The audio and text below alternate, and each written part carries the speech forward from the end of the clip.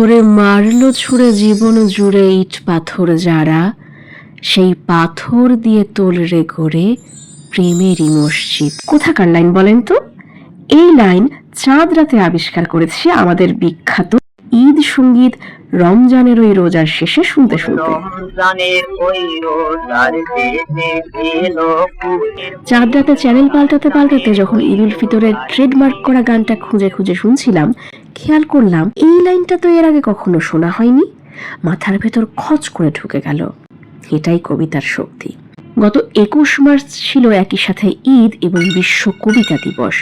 UNESCO দ্বারা ঘোষিত দিবসটি 1999 সাল থেকে পালিত হয়ে আসছে।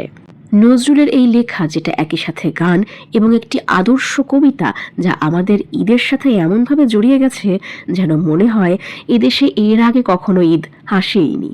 অথচ এই লেখা নিয়ে স্বয়ং নজরুলই ছিলেন সন্দিহান। শিল্পী আব্বাস উদ্দিন তাকে রাজি করান এই গান লিখতে।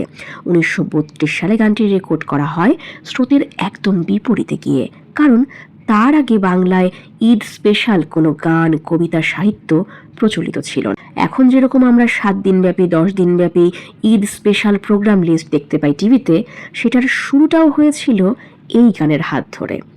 তো চাঁদ রাতে যখন খুঁজে খুঁজে ইউটিউবের এই গানের প্রত্যেকটা ভার্সন শুনছি, আরও একটা লাইন তখন কানে লাগলো।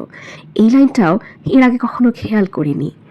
যারা জীবন ভরে রাখছে রোজা নিত্য উপবাসী, সেই গরিব ইয়াতিম মিসকিনে দে যা কিছু মুফিদ।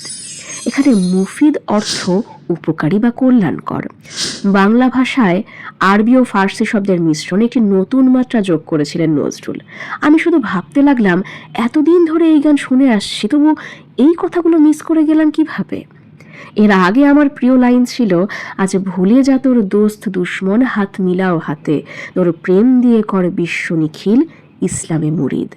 আর আজকের পর থেকে সেখানে একটা নতুন আপডেট যোগ হলো, তোরে মারলো ছুঁড়ে জীবন জুড়ে ইট পাথর যারা, সেই পাথর দিয়ে তোলরে করে প্রেমেরই মসজিদ। এরপর থেকে যখনই ডিপ্রেশনে পড়বেন বা অ্যাংজাইটিতে ভুগবেন, এই লাইনটা শুধু মনে করবেন। চমৎকার হিলিং টেকনিক। ঈদ মোবারক।